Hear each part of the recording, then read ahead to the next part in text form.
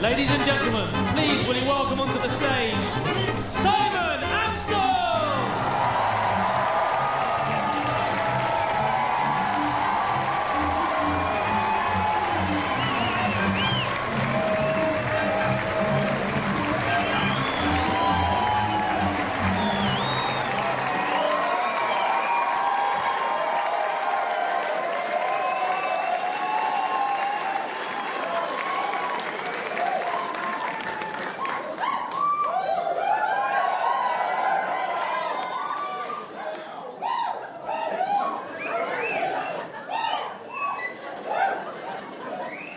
Hello.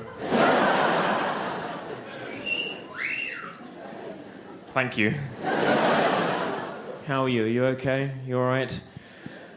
Well, this is fun, isn't it? This is sort of a fun thing to be doing. It's fun, right? I'm quite lonely. Let's start with that. Nothing can be done about it, people of Dublin. Nothing can be done. I bought a new flat about 2 years ago. In this flat, in the bathroom, there are 2 sinks. I thought that would bring me some joy. It is a constant reminder. And so what I've had to do, this is what I'm doing now in my life. I'm actually doing this. I'm using both sinks. I now, every day, brush my teeth in the left sink and in the right one, mainly cry. I think the problem comes from the inability to just be purely in the moment without fear. I think we're all stuck in the past and looking to the future, and it's in the moment where true joy exists. It's in the moment where love can occur. It's only in the moment where you can be fully at one with the universe. I was in Paris recently with a new group of people, one of which was quite a sort of kooky, interesting girl. Although in hindsight, not that interesting. I always get fooled. I was thinking, oh, she seems fascinating. Is she, Simon? Or does she just have short hair? Completely fascinated. Ended up thinking, oh, I'll talk to her for the rest of my life. Bored after 10 minutes. You should grow your hair and stop misleading people.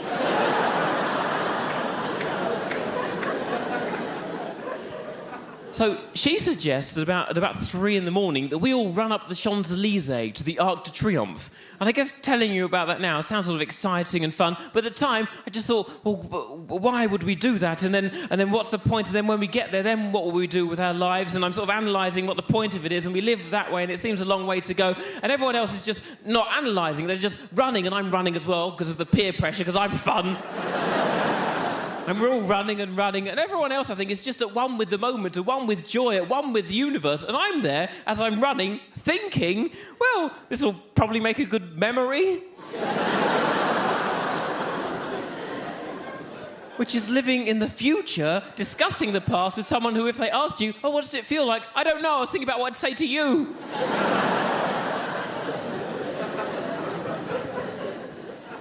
I think it comes from childhood. When you're a child, you're free, you're purely in the moment. You're not worried. It doesn't even occur to you what other people might think of you. You don't analyse every moment. You just live moment to moment. And then something happens where you realise you have to think before you act. We get taught we have to think before we act. When I was 15, and this happened when I was 15, but I think it's too odd a story if I was 15, so I think it's better if we say I was 11.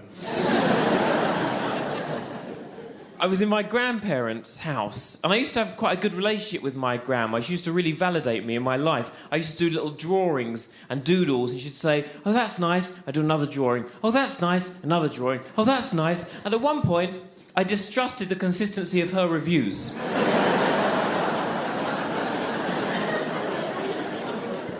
So did a deliberately bad drawing to see what she would say.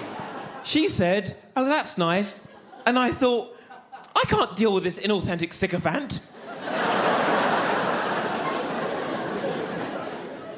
So one day, and I know now that I did this because I wanted to do something where she couldn't validate it, where she couldn't say, oh, that's nice. But when I did it, it was purely unconscious. It was purely in the moment. One day, I ran up to my grandma and I mooned my grandma. But I was only 11. I'm just 11. It wasn't even like a cheeky, playful little moon and run away, funny. It was a violent bend over. Here's my arsehole, Grandma. And apparently a bit of balls as well. A little bit of balls. She didn't say, "Oh, that's nice."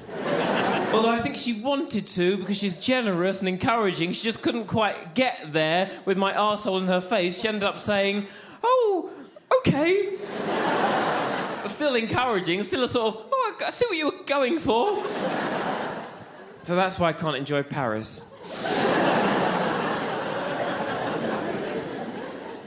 I did fall in love about 5 years ago. Fell in love 5 years ago, but with somebody I invented, which isn't ideal. And he was based on somebody who existed, but because I had such low self-esteem, I took every negative attribute I felt about myself, converted those into positive attributes, and projected those onto him. Thus, he would heal me and complete me in my life. Initially, I just liked him because he was really thin. I really liked that. Like, thinner than me, ill thin. I don't know why I like that. I just like the idea I could go on a date with someone, and it could be their last date.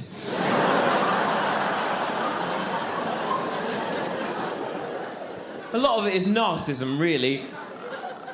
I realised my type is me, but better.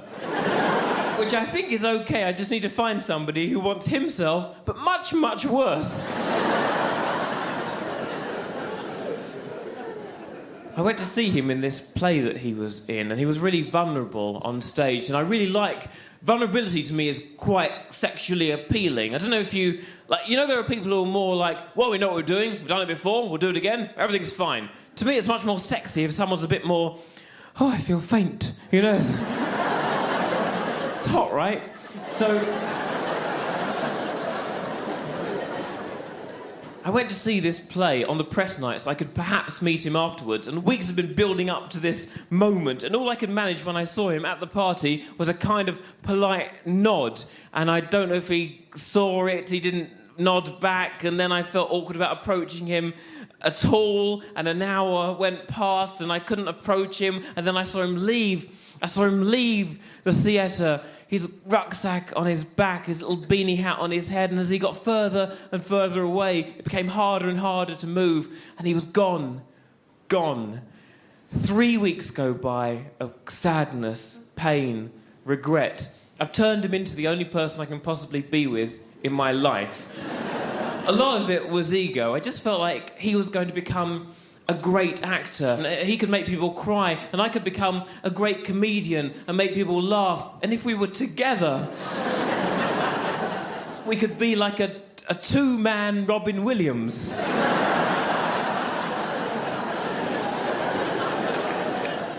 All the talent of Robin Williams, but in two separate thin men.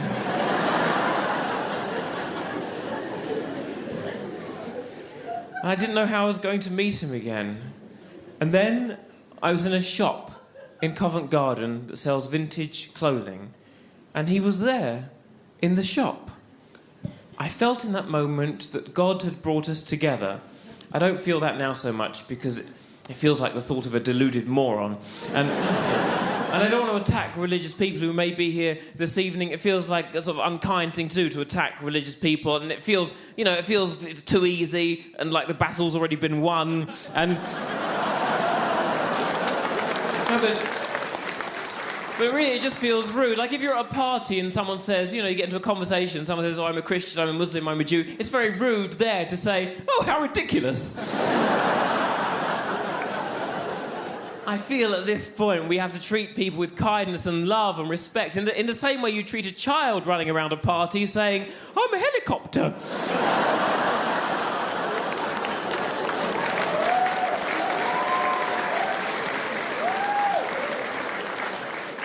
Say, "Good for you. We're all having fun. I'm a choo-choo train."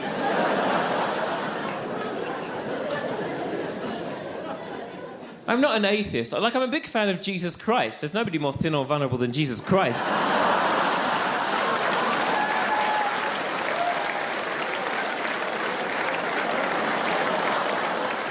And he's bleeding as well. It's very clever of them. But I'm not an atheist for this reason. This is the main reason I'm not an atheist. I think I'm God a bit, and here's why. And that's the sort of thing I can say here, but I can't really say at a dinner party, because people will say, well, why have you got hummus on your chin?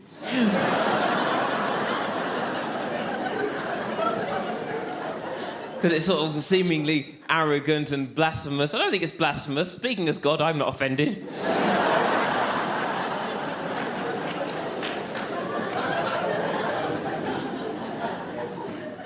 But I feel that actor was in that shop at the same time as me. And I don't believe in coincidence. I think coincidence is a word we invented for something that we don't quite understand yet.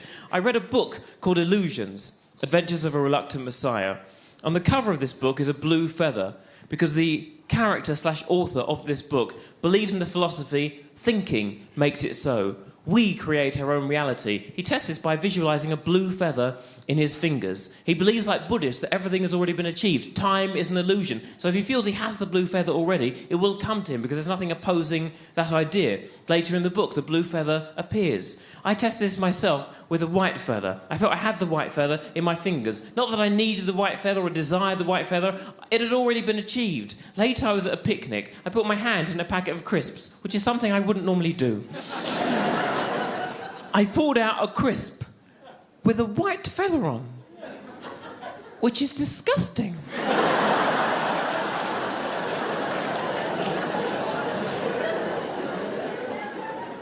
But there he was in the shop.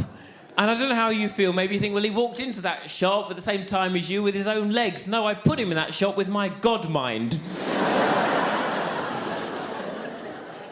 Now, some people will say, well, you know, if we do create our own reality, what about the Holocaust? What about victims of child abuse? Do they create that in their worlds? And the thing you have to understand about that is... Shh.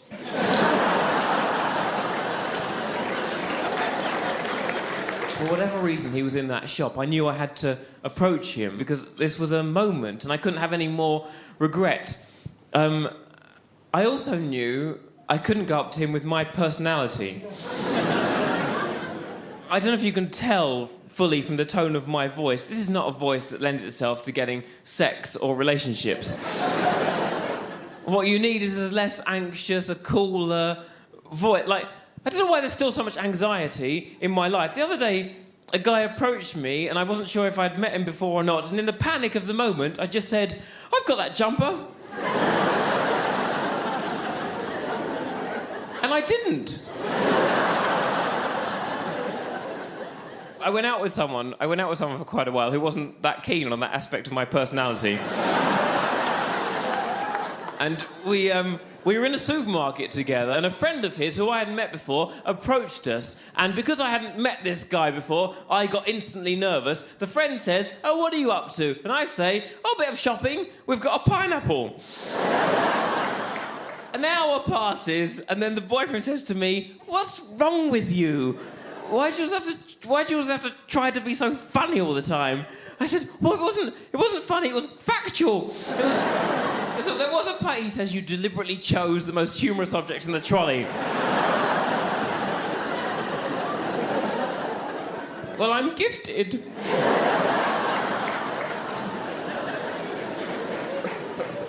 So awkward all the time, a ridiculous way to be. But there's this feeling of, even though I believe that we're all one, I still feel like a constant detachment, even with people I'm close to. Like my mum and I have got a good relationship, but there's a detachment, there's an inauthenticity to every conversation. I feel like I should be able to tell her anything, but there's a sort of awkwardness to it on the phone. And I think it's because I came out of her vagina. And that's sort of always there, you know? Oh, have you done your council tax, Simon? Mum, I came out of your vagina. Let's not pretend that's a normal thing to have happened. I came out of your vagina, I sucked on your tits. You want to talk about tax?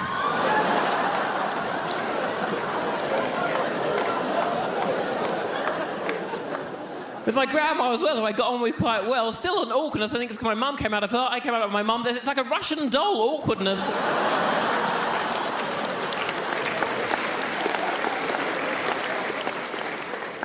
I didn't want to be that person anymore. I didn't want to be that guy in front of this actor. In my ideal world, I would have been able to go up to him and just say, hey, How are you? I saw your play the other week. It was great. Oh, thank you. Oh, of course. I remember the nod.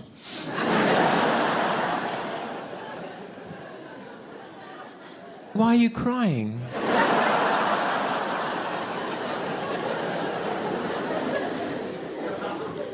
I've got too many sinks.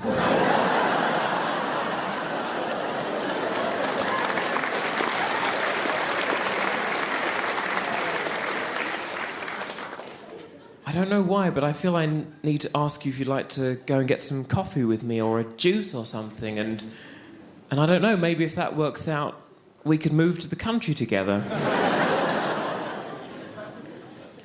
Okay, well, let me just purchase this effortlessly cool cardigan and we can talk to an estate agent.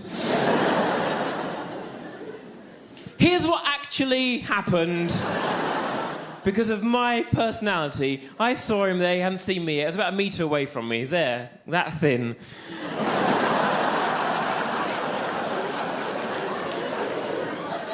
And what I thought, for some reason, what I thought would be really cool and seductive would be to just stand in the middle of the shop and shout his full name.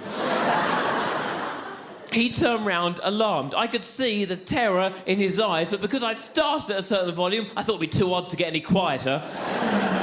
So I'm then just shouting at him about the good reviews that this play has had, and he's going, oh, I don't really read reviews, and he's all timid and vulnerable, which is why I love him. And I think the difference between us, because I think we were both quite shy as children. I think I did a lot of research on him.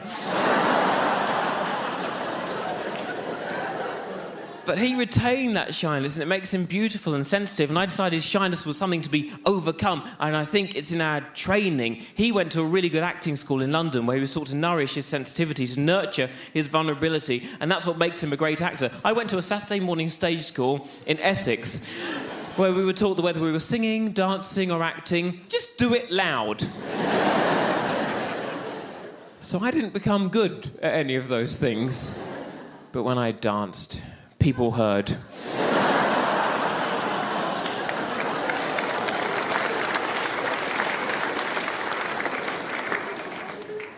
So I'm there still shouting at him. And I realise I've got to make some sort of lasting connection with him. And I ask, it occurs to me to ask, you must be very busy at the moment, but do you have a night off? He says, I have Monday nights off.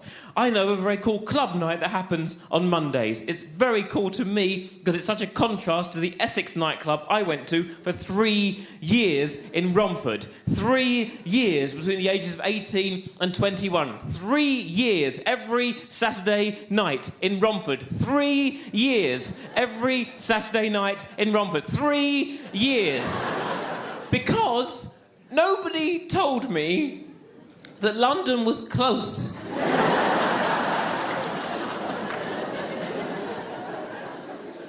And you had to wear black trousers to get in, black shoes, an untucked shirt. And I don't like it when the dress code is basic dick. I think it's restricting.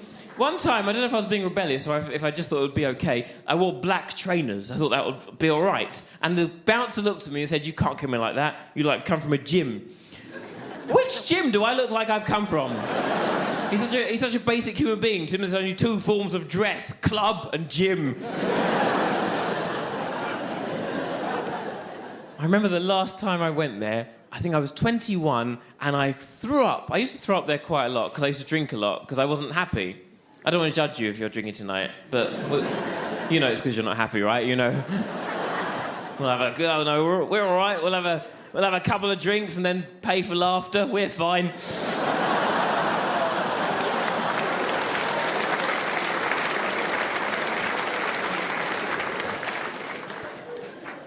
I was trying to get to the toilet and I didn't make it. I threw up on the dance floor. I looked at what I'd done and I was pleased. I thought, that's what you deserve. That should be your logo. But now I was in London talking to this actor and I suggested this wonderful avant-garde club on a Monday night, which he hadn't heard of, which meant that I could say, well, I'll email you the details. That casual. He said, OK, I then had his email address. He gave me his email address. I triumphed over this fear of rejection, this fear of being in the moment. I had his email address. And then this final moment where we seemed to level out. Up to now, I'd been his crazed, desperate fan. And then, just as I was leaving, he said, "Oh, do I know you from something?" And I said in as quiet and modest a way as possible, I sort of do this small pop show on Channel 4, but it's on very early in the morning, you probably haven't seen it, thinking that he might say, "Of course, you're really funny, you're really funny, you're really funny." Not, "Oh, OK," in the same tone as my grandma when I showed her my arsehole.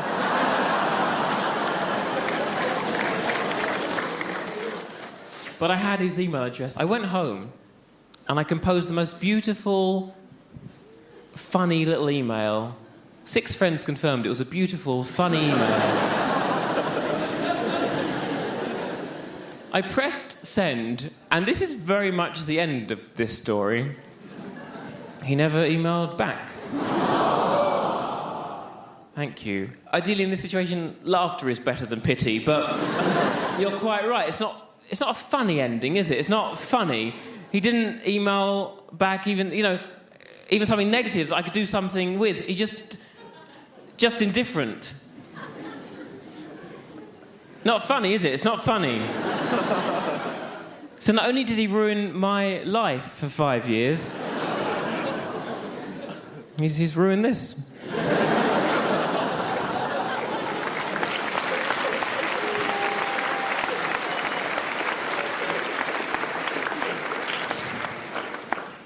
Fucking Martin Clunes.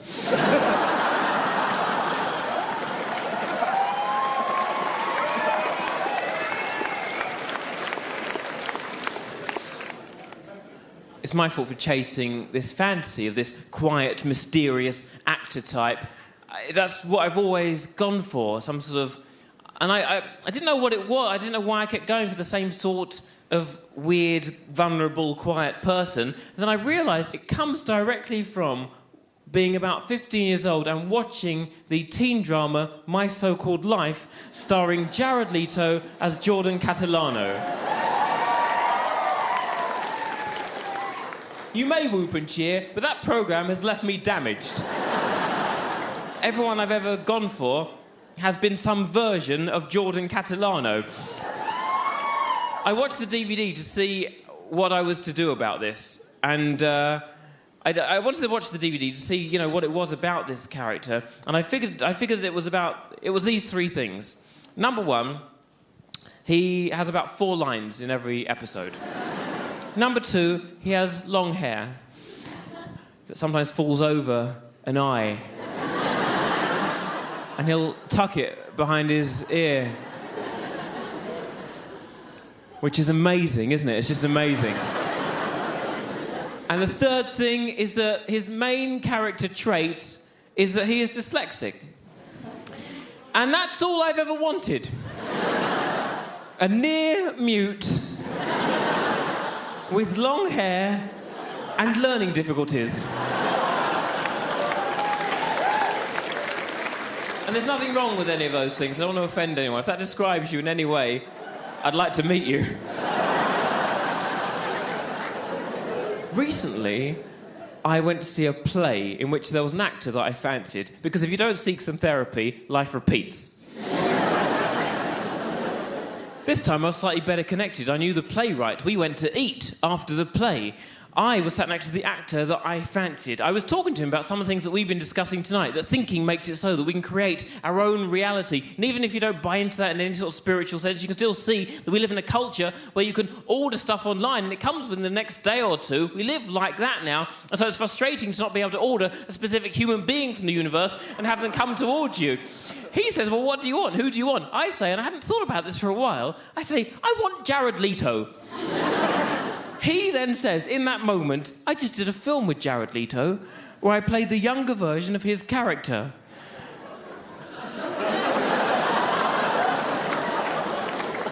I didn't know what to do with that. I'd only just ordered him.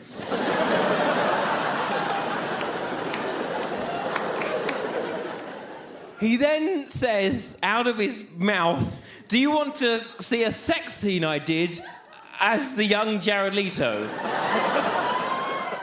I say, yes. He pulls out his iPhone, shows me himself having sex as Jared Leto with long hair and naked, and I say, oh, that's nice.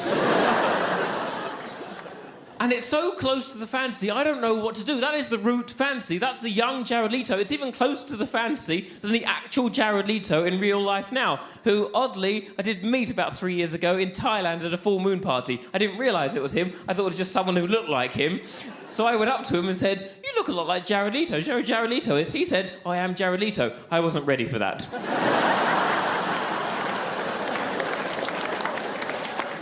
So all I could manage to say was, your beauty in Requiem for a Dream detracted from the narrative.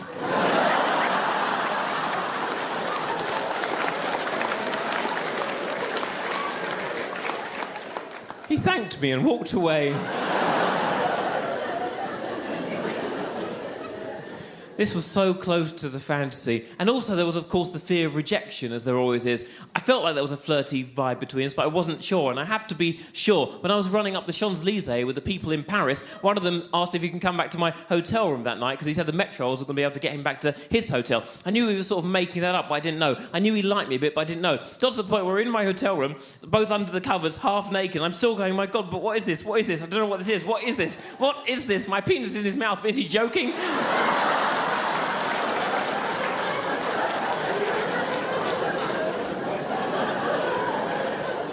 It was too close to the fantasy. There was the fear of rejection. I didn't know what to do. So I did what I always do. I ignored him completely, became friends with somebody he knows quite well, and now every Sunday she is teaching me piano.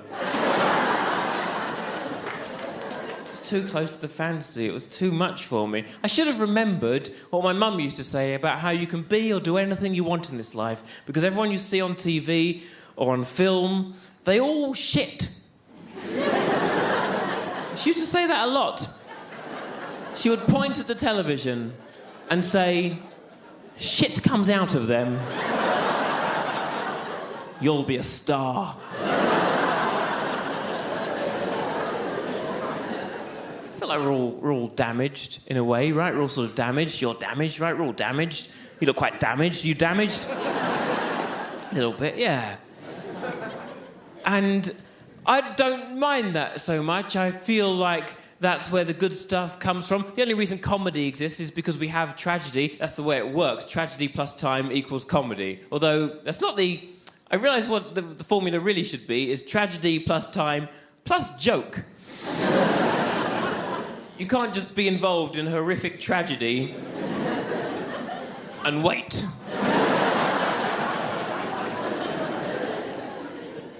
And I feel special in some way if I feel broken. If I'm broken, there's a journey to be healed. There's a journey to be fixed. I feel like I'm an interesting, unique human being. In the meaninglessness of it all, I feel unique, I feel special. I like that I've got an osteopath appointment once a month where I go because I've got bad posture, something happened in my past, and I guess this man is healing me each month, bringing me some sort of neutral state, some pure neutral state. And I asked him, because he's quite a sensitive, sweet man, why did I end up with bad posture? Is it because when I was a kid I was quite shy? I ended up trying to make myself invisible from the other children, ended up all hunched over and scared. And even though what I do now is extrovert, still inside I'm the same scared, crying child. I said, what's wrong with me? Why would that happen to me? What's wrong with me? And he said, you have very tight hamstrings.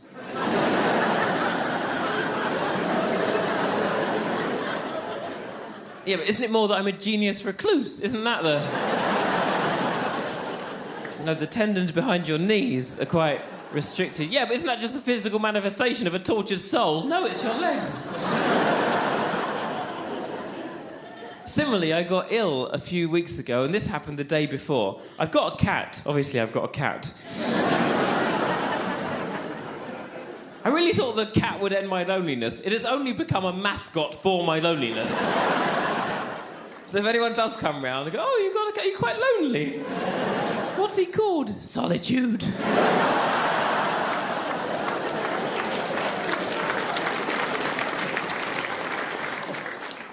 I woke up and the cat had peed on my bed.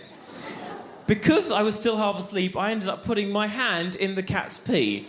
I then went to grab the cat to put its head in its pee.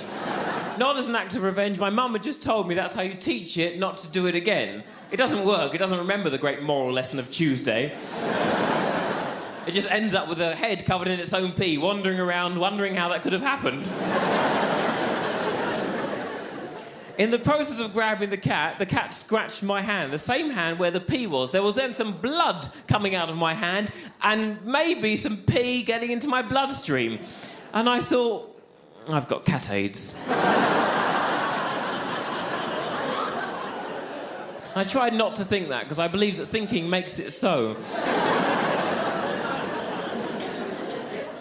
I woke up the next morning and I couldn't stop vomiting into my toilet. So violent was the vomit coming out of me. It was going into my toilet. It was sort of all around the toilet as well, sort of splattering all over the floor. My cat came, put my head in the vomit.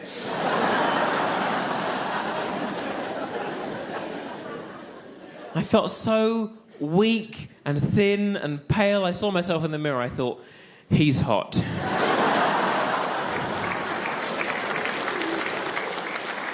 On the way to the doctor, I wondered, should I mention what happened with the cat? I felt a bit embarrassed about it, but then I thought it could be relevant. It could be relevant to what's happened this morning. I got there, I told her about the vomiting, and I said, I don't know if this is anything, but my cat yesterday peed on my bed. Someone got my hand, then there was some blood. I said, I don't know. I've heard about cat AIDS.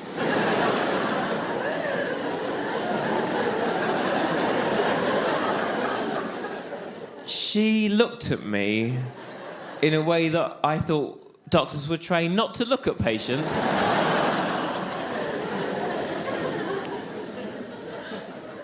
Well, no, there's no way you could have cat AIDS.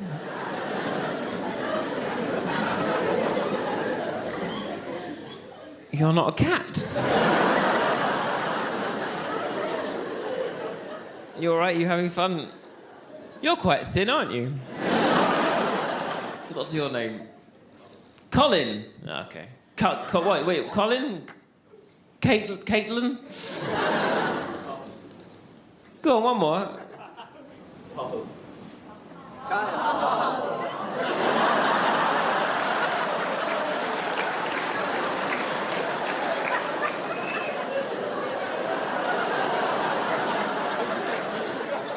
I still don't know what his name is. Was it Connor?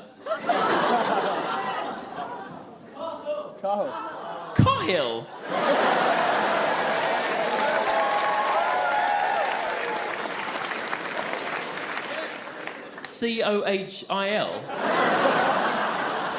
Oh yeah, laugh at the idiot Englishman, yeah.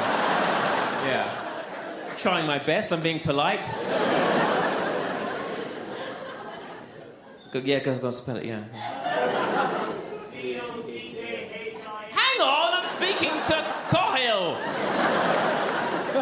He could do it, even though he may have some dyslexia issues. Let's hope so.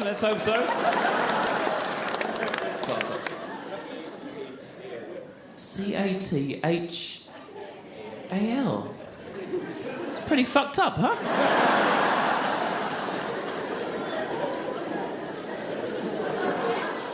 I'm Simon.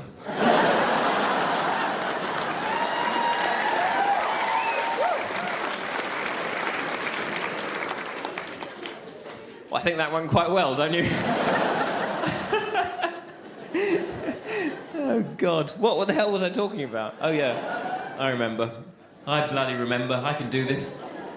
The main problem is that we feel like we're living into the future. Really what we're doing is living into the past. We're constantly repeating moments from the past, hoping for better endings. Whenever I'm with my family, I feel like if I can just heal the past, maybe then I can live in possibility. Maybe then the future could be a blank page where anything could happen. Until that point, I feel like I'm going to repeat moments from the past. It was recently my grandpa's birthday party, his 70th birthday party at this restaurant in Essex.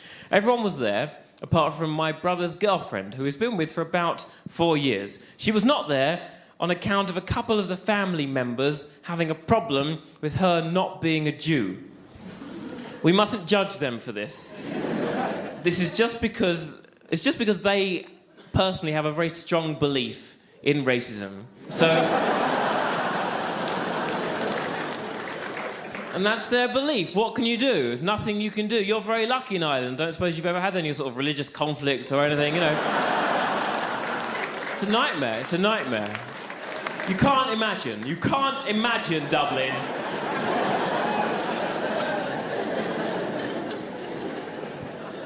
That's their belief. And we mustn't judge them because they live in Essex, where there's not much to do, and so there's a lot more time for racism. I live in London now. God, if I had the time. But every day I'm walking through Oxford Street, I see people from ethnic minorities think, I should do something, but I'm so busy, you know. And it's unfair of me to just be on this stage attacking them. They have their perspective. They were just trying to protect their children. They saw it from their perspective. It was a bad example to their children because they could end up marrying Gentiles. Then their children's children wouldn't be Jewish. Then they wouldn't be able to go to a Jewish school. And then where would they learn paranoia? So... And nobody's ever caused a drama about this in the family. We just sort of try to keep the peace and we try not to say anything about it because it's genuinely believed in this family that when my mum got divorced, which was quite a drama, it was the direct reason for my grandpa becoming diabetic. So no one's allowed to say anything. So they say these sort of awful, offensive things and I'm sat there going, my God, if this was being televised, people would boo you. And then... near the end of the dinner, because I've been on a few courses to try and make my life happier, I say to these members of my family, in a sort of sweet and polite a way as possible, isn't it a shame that my brother couldn't bring his girlfriend tonight? It's sort of a shame, isn't it? Sort of a shame. And they get quite defensive, of course, and say, well, why isn't she here? We thought she would be here. Why isn't she here? And I say, isn't it because of that time that you said she can't be here? And I ask, just explain to me, why is the belief more important than the feelings of a human being? And it's so sad because she's a brunette, she could pass. And then my brother comes over and just starts swearing at them and it becomes a bit intense. And I say, oh no, it's all right, calm down, I've been on a course. And my grandpa, this is just the point where the cake is supposed to come, we should be singing happy birthday, and now my grandpa is crying, partly because of the drama that I've created, and partly because he can't eat the cake.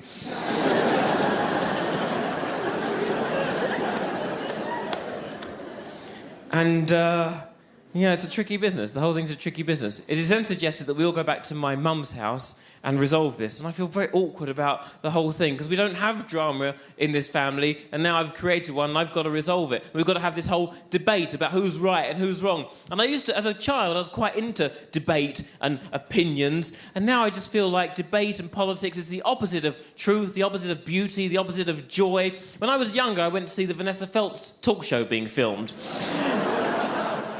There's nothing we can do. It happened. It happened. The subject up for debate that day was, should I murder my husband? At the beginning of the show, the floor manager told us that the best opinion today will win a bottle of champagne. So there's everything to play for. Should she or shouldn't she murder her husband? 20 minutes go by and people say some very interesting things. And I, at about 14 years old, stand up and say, I think you shouldn't murder your husband because you could go to prison. And I won a bottle of champagne.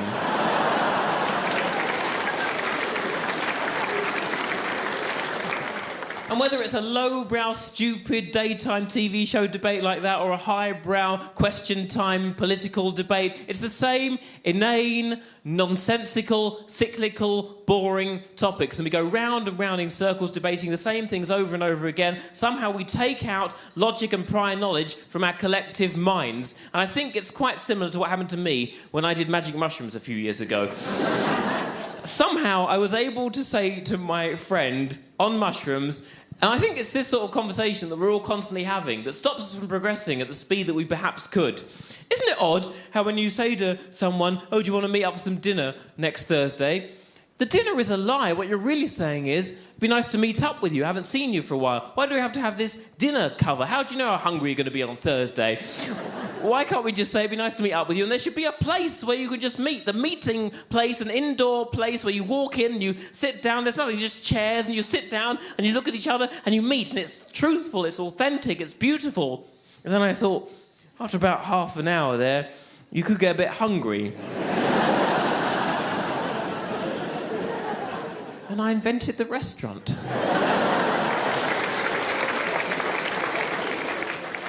So I didn't want to have this debate with my family, who was right and who was wrong. It's a very difficult thing. We have to continue to debate things because there is no truth. There's only perspective. And their perspective was that it was a terrible misunderstanding. And the one time they did meet her, she hadn't said hello to them.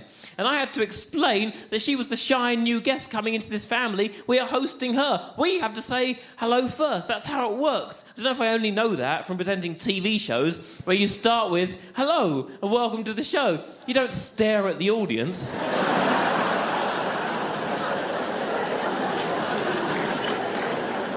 I had to explain it to them like they were children. I said, why can't we learn from Lumiere, the candlestick holder from Beauty and the Beast, who sang Be Our Guest, not Is She a Jew?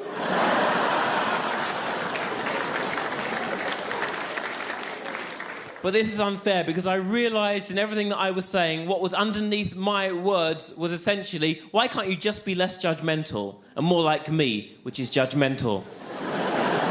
And arrogant to try and change somebody else's perspective just so that the world can seem better for you. It's important that we have these contrasts in life. Nothing ever got created from things being the same. It's from the contrast in life that anything happens. I realised in the end that all I could do, I couldn't change them. All I could do was change my perspective on them and then move on with my life. All you can really do in your life is change yourself. And that's hard enough.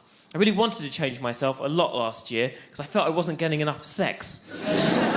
And that's a fun thing to do. It's a shame not to have more of it. And the reason I wasn't achieving the getting of more sex was because I would see somebody at a party that I really liked, and I'd think, gosh, well, he seems just about perfect. Like, who knows what could happen? I could end up spending the rest of my life with him. And what I would do every time to woo him, to pursue him, to make him see that I was the one for him, is I would go home and hope that I saw him again.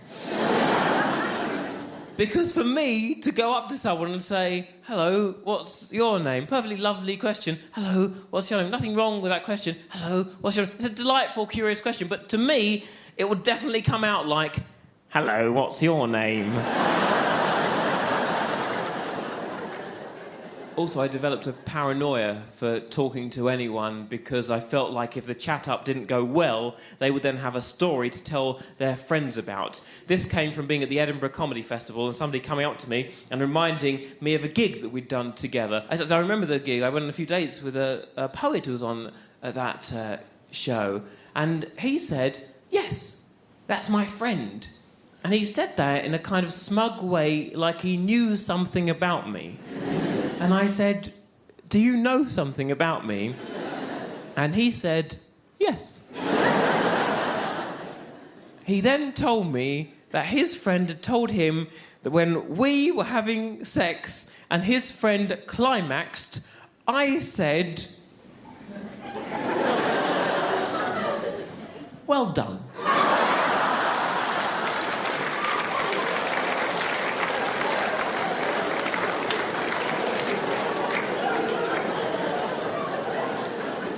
I think it's because it took him a while. It's not my catchphrase.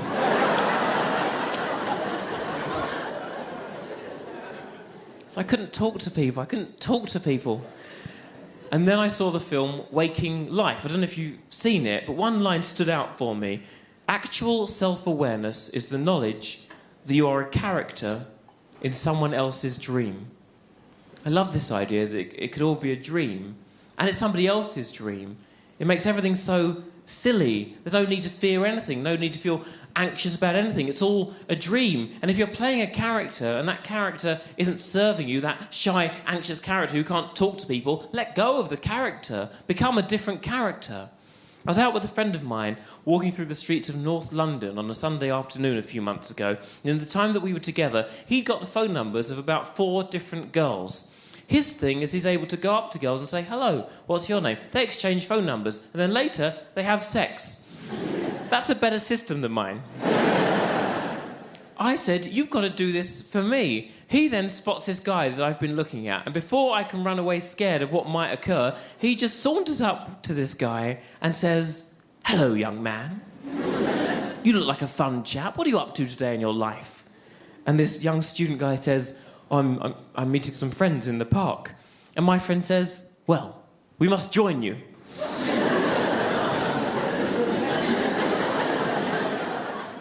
And for some reason, this guy doesn't say, "Why?" I think it's because my friend said, "We must." And so he just went, "Oh, well, if you're in charge of the world, okay." Because that's what my friend's putting out there. His character is he can grab someone from the universe, throw them in his hot tub, and fuck them. We're now all sat in this park with these people, and everyone's acting very nonchalant, like it's a normal thing to have happened. But at least in my head, I'm screaming, "But we're all strangers!"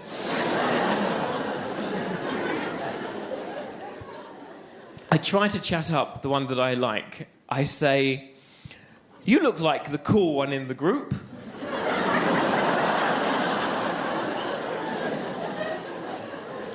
Because I don't know how to talk to humans. The only way I can cope, it seems, is if I imagine I'm conducting a TV interview. "Oh, well, you're the cool one, and who dresses you, and thank you for coming in today, and now Lady Gaga." Who I don't trust. So my friend then rescues me from my character and says, "Why don't you two exchange phone numbers now? We must move on with our lives." So we do exchange phone numbers because he's told us to. We walk away, and I acknowledge that what's happened has been quite special.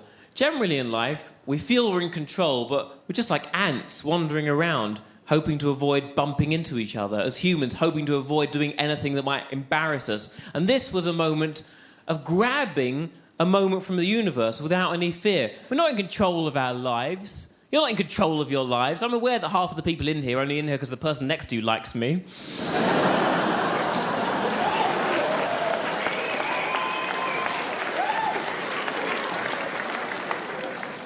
Maybe more than half, maybe. And I'm not in control of my life, even being here tonight. It's just that something happened in my childhood where there was a moment of fear. I responded with something funny, and that worked. So I carried on with that, and now I'm here talking to you into a microphone, which I don't need. Just because it gives the impression I'm definitely a stand-up comedian. Otherwise, I'm just a man standing.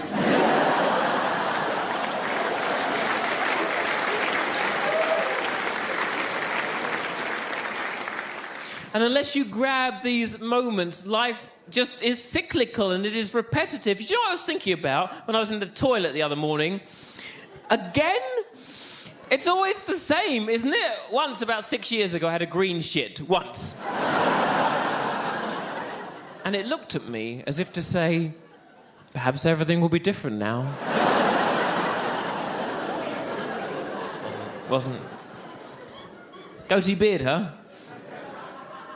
You think that's going to help?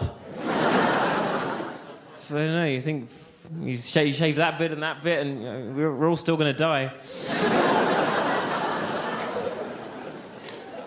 So I asked my friend, I said, "What do you want me to do now? Should I text him next week and see what he's up to?" He said, "No, you don't, just text him now and see what he's doing tonight." I said, "This is a bit keen, we just walked away. Shouldn't I play hard to get a bit?" He said, "No, you don't play hard to get, you just pick someone up in a park." And he was right, this stupid game based on fear that we play, this hard-to-get game, we don't play it in any other area of our lives. If you're in a supermarket and you think, "I quite fancy potato," you don't go, "Oh, I'd best to avoid eye contact." You grab the potato, you bloody eat it. The only difference between a potato and a human being is there's a fear of rejection. That's not the only difference. Everything is a choice between fear and love. We may as well choose love, because death is coming. Death is coming. Death is coming. That's my catchphrase. So I texted him there and then, because death is coming. And he was free that night. He was free that night. We were then going on this date that night. We'd met that day. We're going on this date that night. I feel alive. I feel like I'm living some sort of dream-like existence. My friend then gives me tips on how to have sex with him that evening, because that is what this is about. This is about grabbing this moment from the universe without any judgment, without fear. We still judge ourselves on sex, and we add so much meaning to it as we add meaning to everything in our lives. Sex can just be fun. It can just be fun. It can just be fun. No one ever says, oh, you're playing all that tennis. Where's it leading?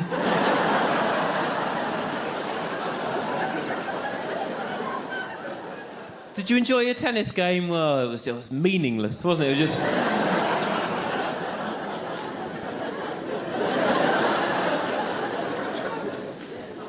It's joyful. His tips were, don't talk about the past, don't discuss the future. This is just about this moment. Just keep saying the words spontaneous and adventure. Spontaneous, adventure. Aren't we spontaneous? What an adventure we've been on today.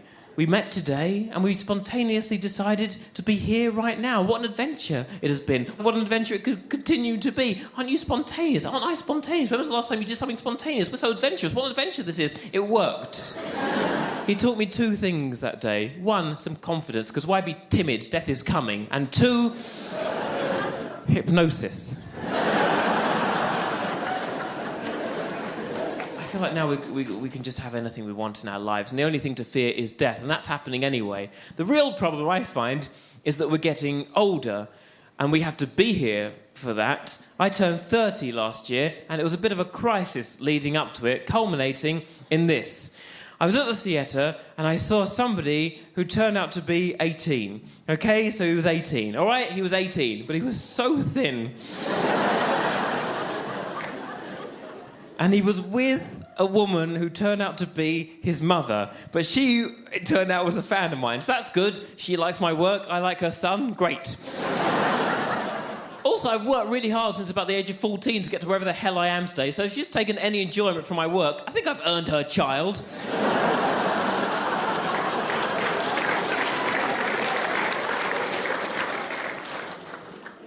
We get talking, and they're delightfully uber middle class. And I'm from Essex, and this feels like a moment where I've arrived. We're talking about the play, we're talking about poetry, we're having a wonderful time. I don't like to caricature because it feels crude and untrue. I wouldn't say this if it wasn't the case. He is speaking in that stereotypical way we imagine posh people speak, like that sort of...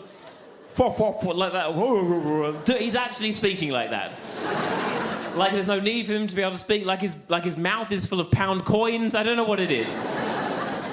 But I'm really having a lovely time with both of them. And then after the play, I meet up with just him outside the theatre. We're sat on the steps of this theatre. It's about 11:30 in the evening. There's a frisson between us. There's romance in the air. And then his mother comes around the corner. And I feel awkward. I think, oh, gosh, the mother must love him and is protective of him. And she just says to him, OK, goodbye, darling. See you later. Leaves me with her son. So I thought, oh, she's given him to me.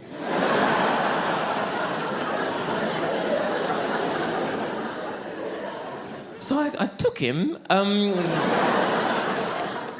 He actually took me to this restaurant that he knew. It was his area, and we went to this late-night restaurant. We spoke for 2 hours, and he was actually much more mature than you'd imagine for 18, and much more intelligent than you'd imagine for 18, and all those other things that people like me say.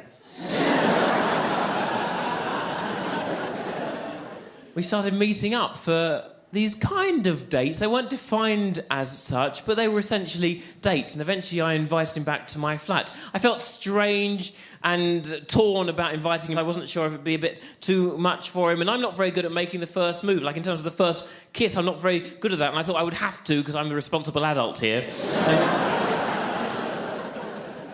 And then we were sat for like 3 hours on my sofa just talking, and I couldn't quite make the move. I felt just awkward about it. I wasn't sure what... And it was hard for him as well, because he's straight, so it's difficult.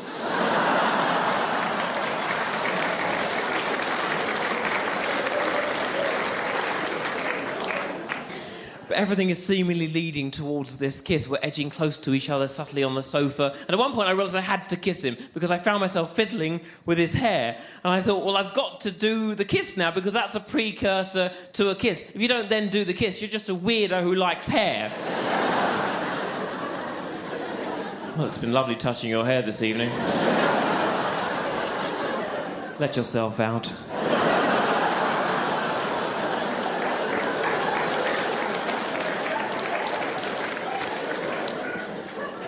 So I leaned in and I kissed him on the lips and said, "I've just kissed you on the lips. Is that okay?" And he said, "Oh yeah, it's fine, it's fine." And in that moment, I won £7.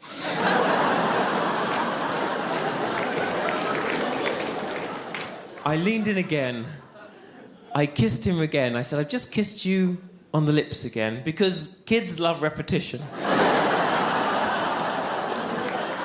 But really, we were having a laugh about it ourselves. Like, I kept sort of, I tried to make it fun, and I was making him laugh. He really liked, I kept doing, "Who is it? It's me." He loved that. Loved it.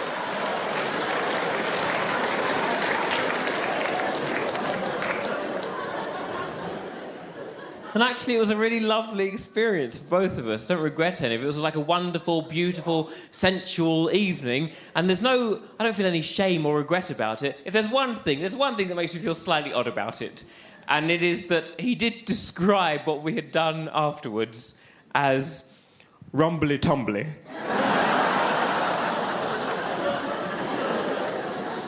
Obviously a bit nervous at first, but in the end, lovely bit of rumbly-tumbly.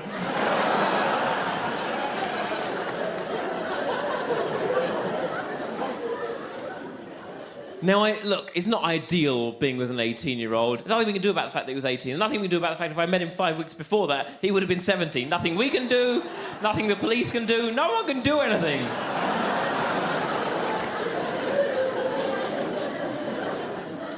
And I realise now that as well as it being a worry about getting older, it was also an attempt to heal the past. When I was 18, at that stage, it seemed impossible to be with another 18-year-old. So this was a moment of trying to heal that broken moment from the past. The great lesson in all of this came a few months ago. I'd received a big bill for something to do with my flat, and it was really frustrating, and it felt like an injustice. It was like this just stupid, boring bill, and there was nothing I could do about it. And I was really annoyed by it, and then I got in this minicab and started telling the cab driver about it. He said to me, "Well, is there anything you can do about this bill?" And I said, "No, there's nothing I can do. It's a real injustice." And he said, "Acceptance." "What do you mean, whispering wise cab driver?" And he explained so absurdly simply that if there's nothing you can do about something, then you do nothing. And in that moment, the feeling of injustice, the frustration, it was lifted, it was gone, there was nothing to do. I realised I'd made it up. I'd made it up that it was an injustice. I'd made up the frustration. It was all a story. And it's the same with the past. You can't change the past. There's no need to heal it. It's only a story that you've created. All you can do is let go of the story. You can't change yourself. All you can do is let go of the story of who you are. Let go of the character that you've created from fear. And you can't change other people. All you can do is let go of your limited perspective of them.